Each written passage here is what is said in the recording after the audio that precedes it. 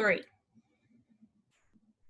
Greetings, my name is CJ Maciag, and thank you for the opportunity to be able to speak with you here today during the CAE Research Symposium's technology track. I work for the Undersecretary of Defense for Research and Engineering. I've been here for about 2 years now. Previous to that, I've spent about 30 years at the Air Force Research Laboratory in Rome, New York, as a science and technologist in cybersecurity. Today, I'm going to be speaking with you about some of the activities that we're pursuing within the department that are driving cybersecurity research and education. These are some of the things we're going to talk about: the need for research and USD R&E's role in helping to provide leadership in that area. And I'm also going to talk about 3 initiatives that we're currently involved in that are being driven by Congress that you will be interested in hearing about. And then finally, we'll just wrap it up in a summary. Cyber operations has become increasingly important to the Department of Defense over the past 20 or 30 years. It's been recognized as a domain of warfare. And even the folks who traditionally have not worked in cyber ops are starting to recognize that as they pursue what we call all domain warfare, bringing all the domains together into the fight or defending across all domains, the cyber is going to be a key component. General Richard D. Clark, commander of SOCOM, he is more recently attributed with saying that the most important now on the mission is no longer the person kicking down the door, but the cyber operator who's supporting the team. So bringing these cybersecurity tools and technologies into the fight is going to be increasingly important for the resilience of our mission, as well as enabling the existing kinetic missions that we're accomplishing. In addition, the gentleman on the bottom you should probably recognize as well as General Nakasone, who is the director of the NSA, as well as the director of U.S. Cyber Command. Recently, he's been quoted as saying that cyberspace forces require a comprehensive, integrated cyberspace architecture to achieve and sustain the insight, agility, and lethality necessary for maintaining competitive advantage against near-peer adversaries. What does this mean? It means that the services historically have been building their own systems and capabilities independently. But in a joint warfare type of fight, or even a joint defense of our country's critical infrastructures, these things need to work seamlessly. They need to be able to keep up with the latest technology innovations. We have to be able to increase the speed of concept to deployment. And we need to have good, knowledgeable people to be able to do this too, to be able to figure out how to adapt these novel technologies in game-changing ways and deep integrations to provide that capability. So the bottom line here is that cyber increasingly is relevant for all domain operations. We need resilient capabilities, agile capabilities as well, precision effects, an integrated architecture, and a skilled workforce to provide that for us. Some of these are easy. We can just invest more money in technology sometimes. But if you don't have the workforce, that's a hard lift. So let me just tell you a little bit about our role then. If this is the need, our role up in the Undersecretary of Defense for Research and Engineering, me as the Director for Cyber Technologies, my mission is to try to better understand how the services capabilities can be brought together into the joint fight today and in the future. And then look at what are those capability gaps that we will be facing and prioritizing a technology roadmap to help get us there. That's some of the many functions that we serve. We do that not only through internal investment within the department, but also through investments with industry and partnerships and investments in basic research and applied research with academics. So to that end today, I'm going to tell you a little bit about some of the activities that we are engaged in to help us identify what those priorities ought to be and convey those priorities to the academic and community who can help us overcome some of these challenges that we have. So what I will say is that in general, the kind of things that we want to try to accomplish are increased and enhanced resiliency of DoD systems, systems of systems, and infrastructures, whether they're cyber systems or whether they're kinetic systems, because they all have cyber underpinnings nowadays, right? We need to be able to design these things better from scratch, and then you have to also be resilient in the operation of the capabilities. Second, when we engage in using cyber effects, we need to have unrivaled capabilities in capacity for highly integrated cyber and electromagnetic spectrum operations. What does that mean? It means that cyber operations don't always run over a wire. They run over radio frequency communications as well. So it's important to think interdisciplinary about this. It's not just about cyber expertise always, but sometimes it's about electrical engineers and propagation experts and things like that. One thing I didn't tell you was that, when I went for my bachelor's degree, I'm an electrical engineer. But then my on-the-job training, so to speak, has been in cybersecurity for the past 30 years. So it's a pretty powerful combination.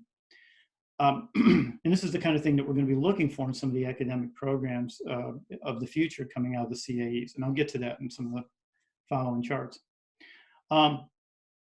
We also see that the human being is going to be a very, very important part of the future cyber system. Like, they are part of the system.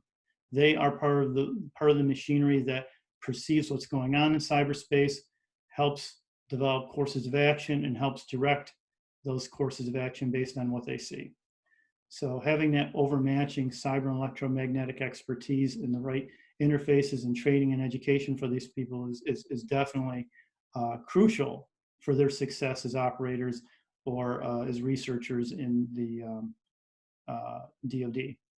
Finally, if you're going to conduct an operation, it's really good to be able to kind of see it and feel it first, model it and simulate it, rehearse it, and then defend against the adversary or project power against the adversary. So advanced distributed models and simulations, we think, are also going to be play a very important role in being able to look at a large degree of technology alternatives, being able to do early down selects in life cycle, and then be able to roll out capabilities, fully understanding how they're going to work in defending our country.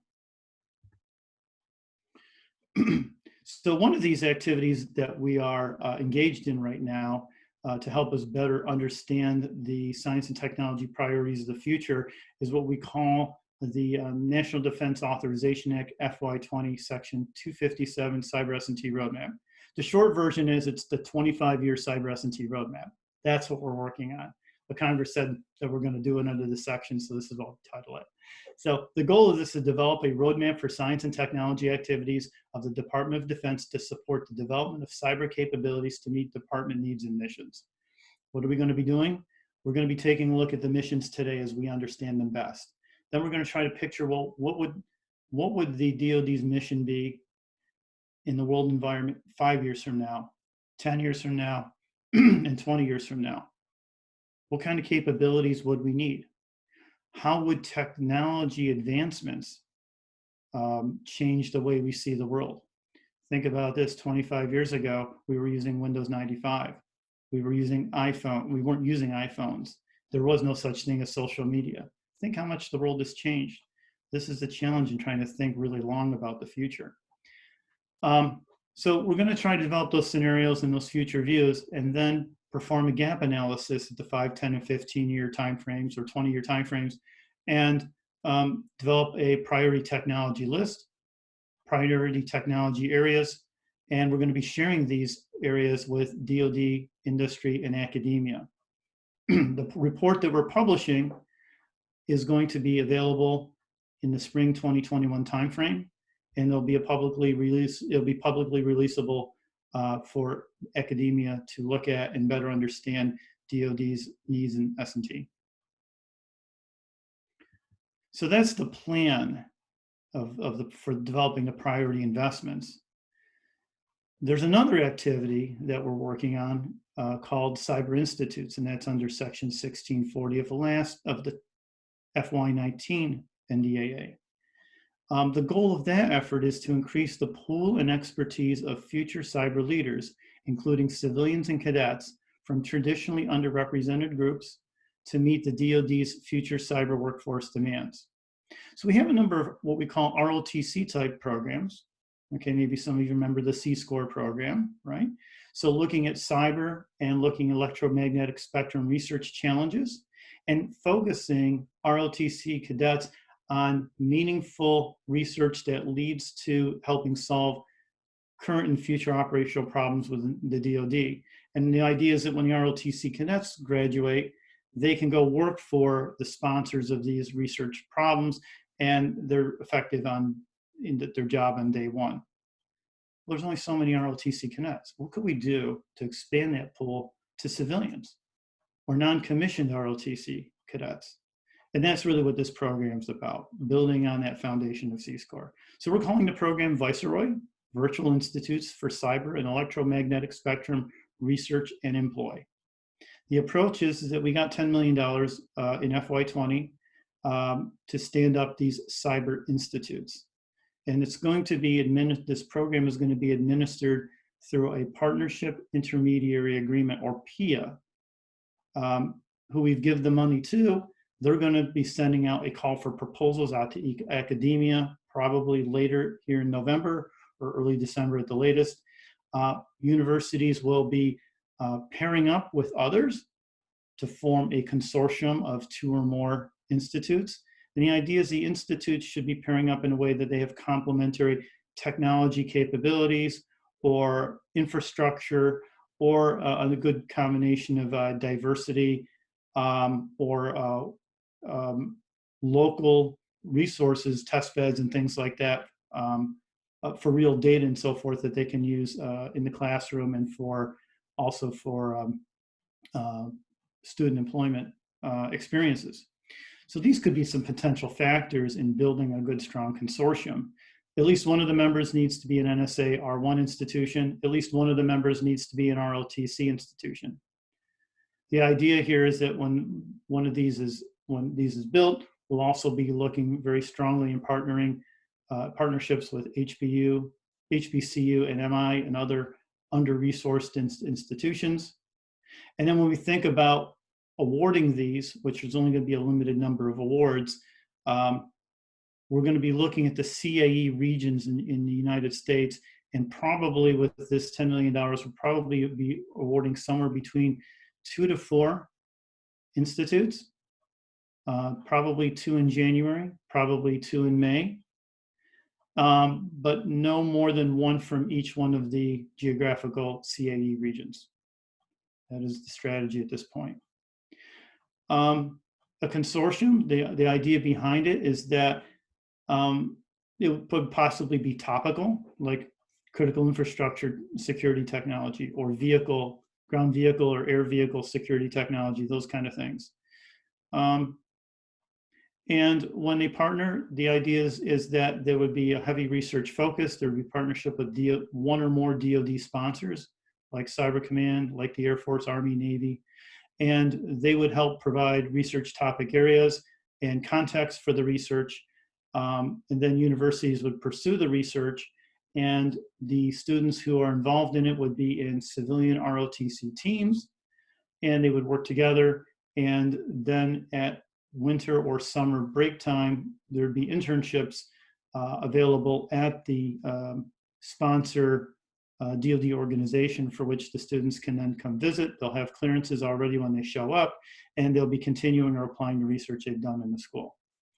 So the whole idea here really is just to help out our students, one, increase the quality of the education that they get, and be able to succeed on day one with their DoD partner. So the last opportunity I want to talk to you about is under NDAA FY20 Section 1659, and this is University Consortia for Cybersecurity. So this is a relatively new endeavor here. Really, the goal here is to provide both DoD and academia a formal mechanism for which they can communicate each other's strategic plans in cybersecurity research, requirements, and priorities. They will also be, these consortia will be used to advise and provide feedback to the Department of Defense on their needs in research and infrastructure and things like that. They'll possibly be served as a focal point on cybersecurity and opportunities for closer collaboration with academia and the department going forward. And they would be providing the Secretary of Defense their expert opinion on how they see cybersecurity and matters related to cybersecurity research. So the approach here is we're in the process of developing an implementation plan that relies upon government-led management of these. We're still working closely with the National Center for Academic Excellence in Cybersecurity, that program office, as well as the National Defense University's College of Information and Cyberspace, located in downtown Washington, D.C. All CA member institutions and potentially some others will be eligible for consortium membership. And I think the leadership of the consortium will rotate around either on an annual basis or some other period. The next step in developing this is kicking off the program sometime in the second quarter of FY21. Because we're still at an early stage of putting together the call for proposals, these details are under legal review, but I bring this up because I want you to watch out for this when it doesn't be announced that it is coming out. And I'm sure after the kickoff, we expect to issue requests for information on various DoD cybersecurity topics to the consortium members. So wrapping things up here today, I've talked about three activities here that we're currently engaged in the Undersecretary of Defense for Research and Engineering to work more closely with academic institutions to improve the dialogue, the strategic alignment, and hopefully some of the outcomes that we have in cybersecurity technology development. And this is important because cyberspace operations and cybersecurity are becoming increasingly and critically important to DoD operations. I've told you about the university consortiums that we're at the point of launching right now. We're hoping that with one of them, we're going to be increasing the dialogue between DoD and academia on the strategic plans that each have and to address cybersecurity research needs. And we're also hoping to increase the pool of qualified candidates in the DoD workforce in the areas of operations, cyber defense, and research and engineering enterprise, whether it's actually for OSD itself, Test Management Resource Center, or any of our service and component research laboratories located across the country. One of them is near you, no doubt. So in parting, I just want to say thank you for the opportunity to speak here with you today and take your questions. And we look forward to engaging with the CAEs in these endeavors going forward.